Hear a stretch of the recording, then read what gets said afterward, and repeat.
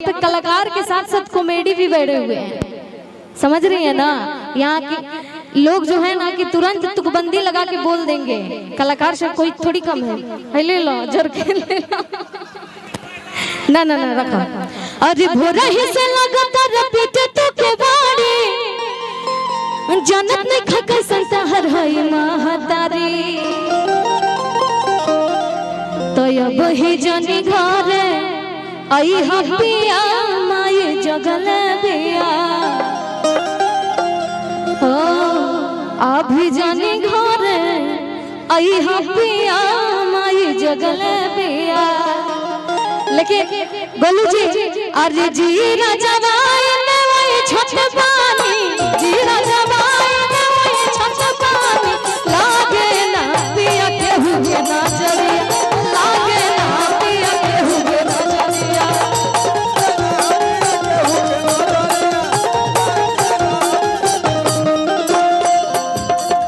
अभिमन्यु जी इधर आइए ना, आप काहे पीछे खड़े हैं। जी राजवाई ने छठ पानी जी राजवाई ने छठ पानी लागे ना पिया के हुए बगलिया।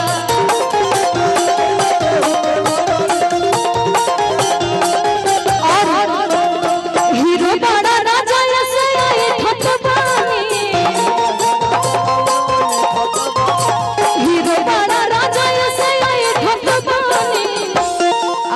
कि मंच टूटी भाई यही जा असती है ना कोनो लई पाजरवा लागे ना पिया के हुए नजरवा लागे ना पिया के हुए नजरवा।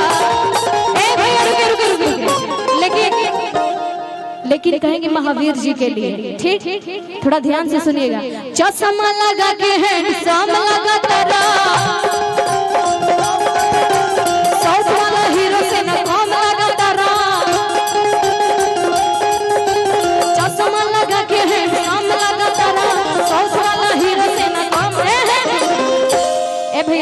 वो उठ के दिए ना, खाली बैठले बैठले देम तो काम चली है?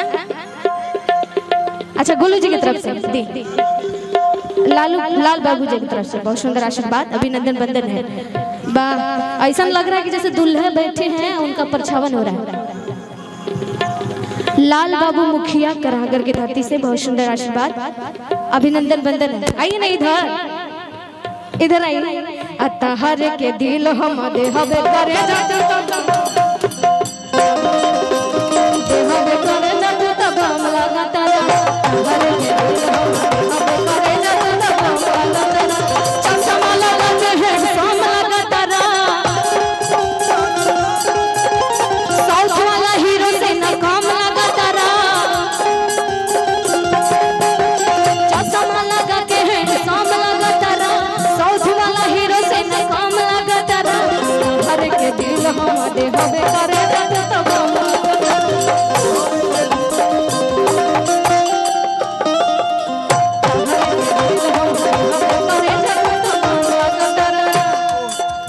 रुक जाइए।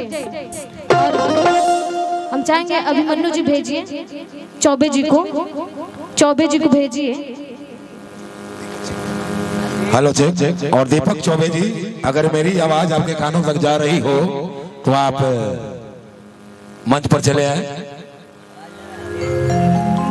एक साथ खुशबू शर्मा और दीपक चौबे जी।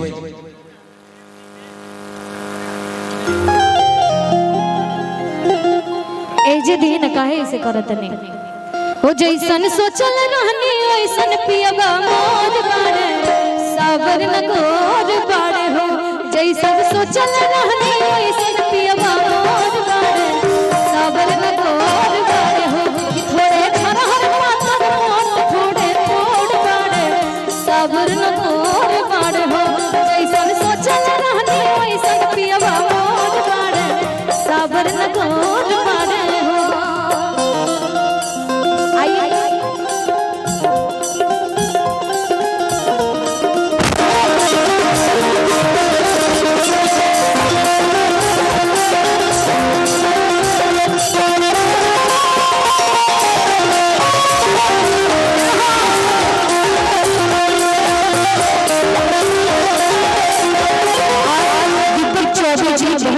सुंदर है।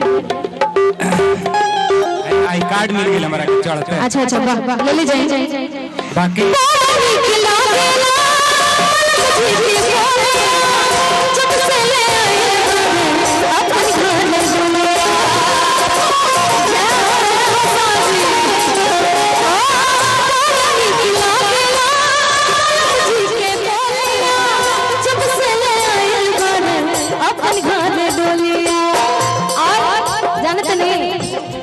महावीर जी के मैडम जी कहत रहे दीपक जी हो बन के हमरा जिंदगी हो बन के हमरा जिंदगी में आइल आजाद बड़ा सागर में दूर बड़ा हो जैसन सोचा रहनी ऐसन पिया बड़ा सागर में दूर बड़ा।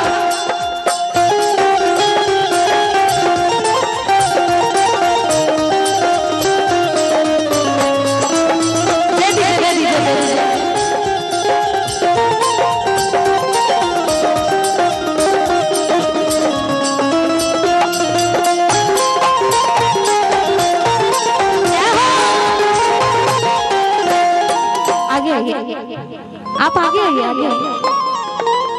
आगे पीछे सब एक ही है।